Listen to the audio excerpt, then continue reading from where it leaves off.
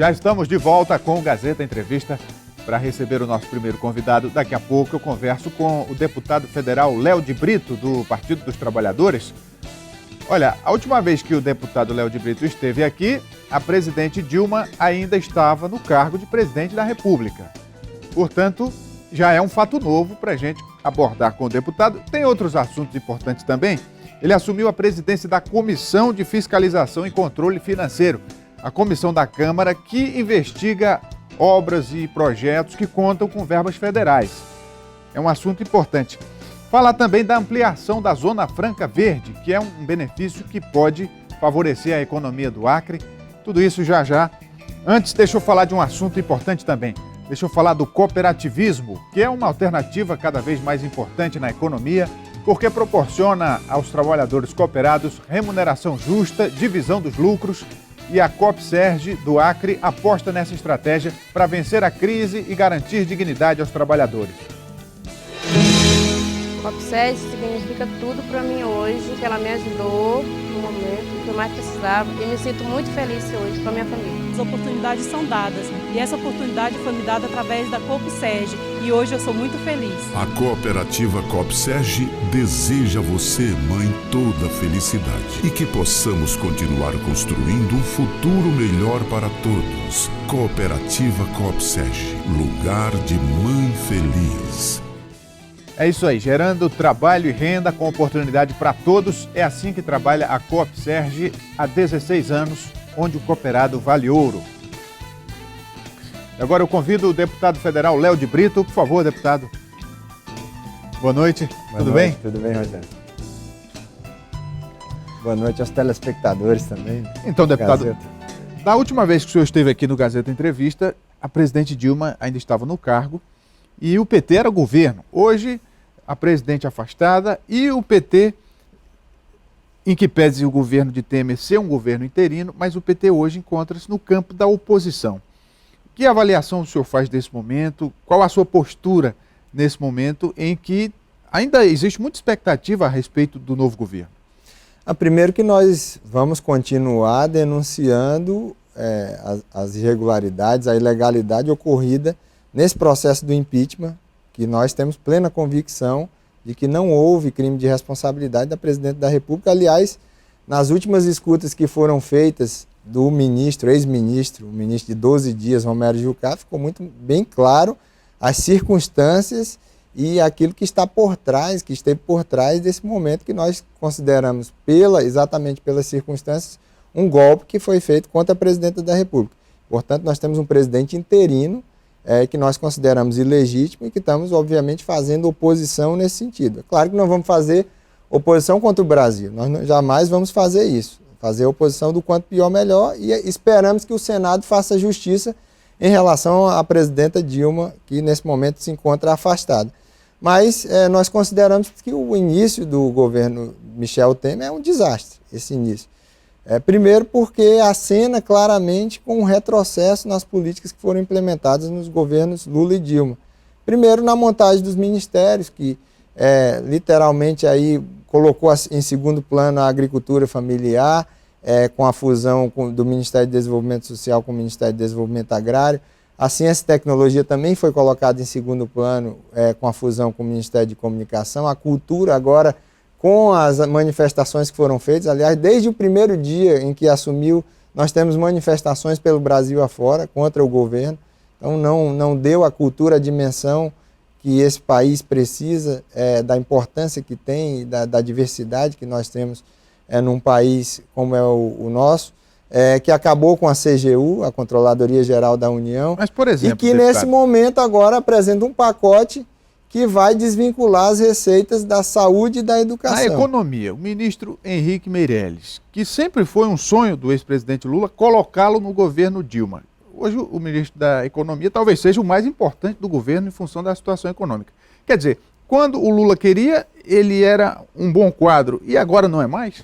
Não, a questão do ministro, ela depende do programa que vai ser cumprido.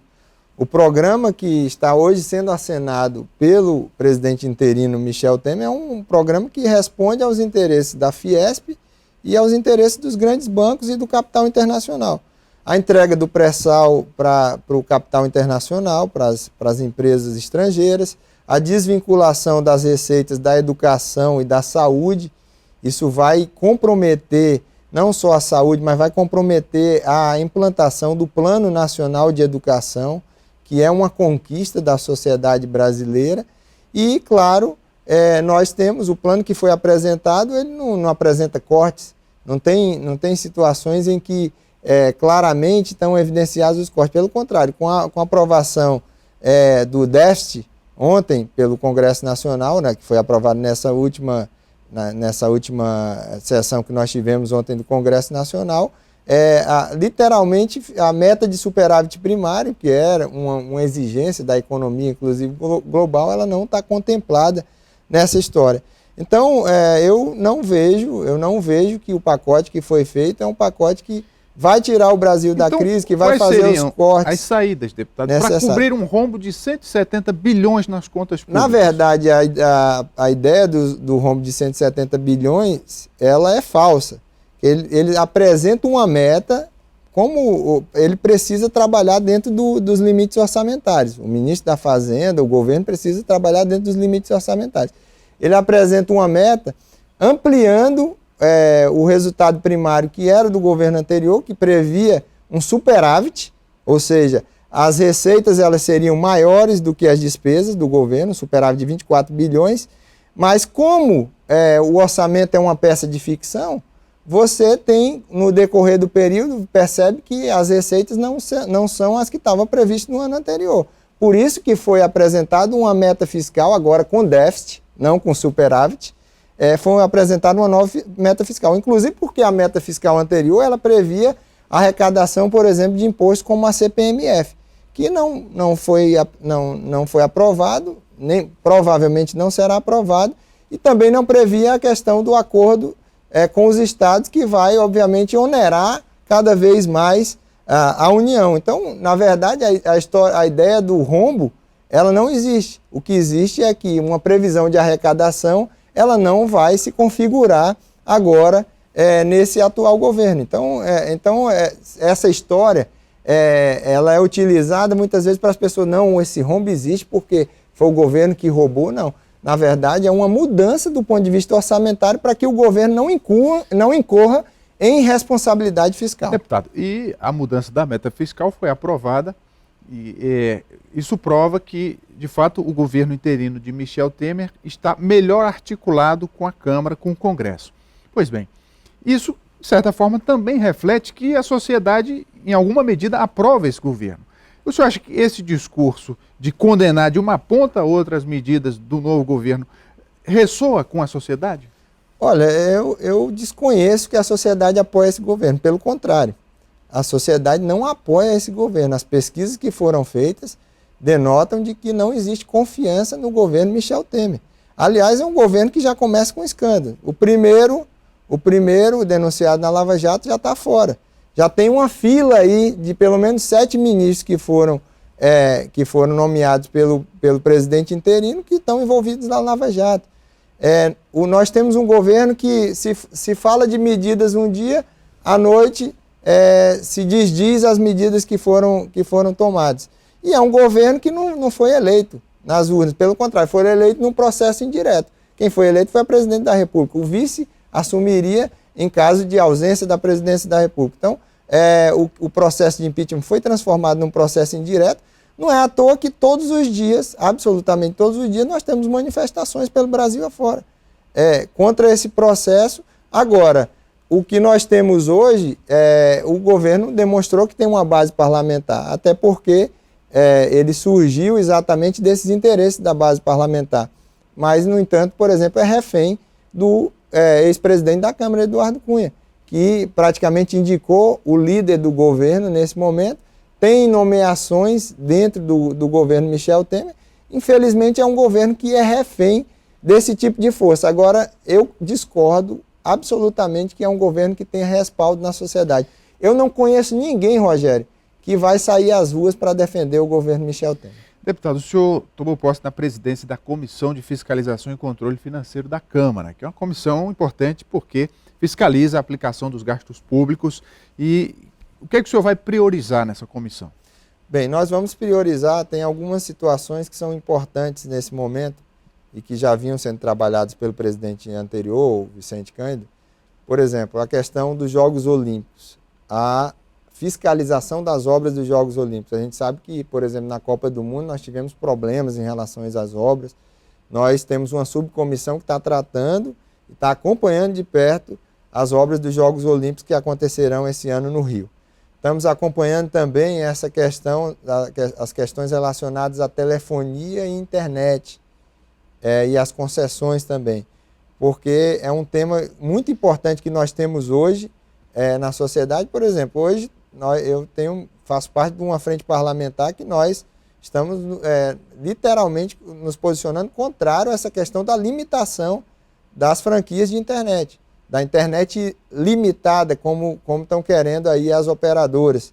E nós vamos tratar isso com uma prioridade. Mas a prioridade maior é exatamente o acompanhamento, a fiscalização, esse acompanhamento dos programas federais. Nós não queremos que tenha nenhum retrocesso em programas importantes como o FIES, o ProUni, o Ciências Sem Fronteiras, o Minha Casa Minha Vida. Então nós vamos fazer esse acompanhamento.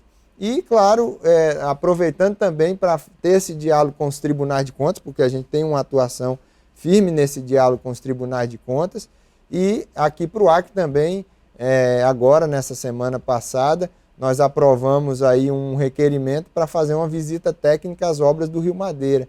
Essa obra que é uma das mais importantes da história do Acre, nós queremos que ela seja cumprida dentro do cronograma, com a aplicação correta dos recursos. E nós vamos fiscalizar obras pelo Brasil inteiro. Outra grande obra aqui do Acre, que é muito questionada, é a BR-364. O senhor tem planos de abordar esse tema também? Bem, a comissão ela abrange esses temas todos. E é claro que o TCU está fazendo essa investigação. Nós temos várias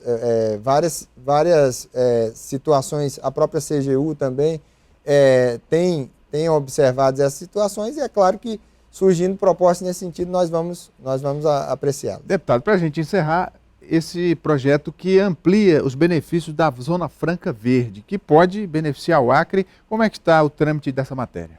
Bem, esse é um programa, eu acho que de fundamental importância para o Estado do Acre. O Estado do Acre, para o seu desenvolvimento, ele precisa da industrialização. Nós temos um comércio forte, nós temos um setor de serviços forte, mas precisamos dar esse passo na industrialização. O governador tem feito um esforço muito grande, tem conseguido isso, tem novos empreendimentos industriais ligados à agroindústria do peixe, do porco e de várias outras cadeias produtivas,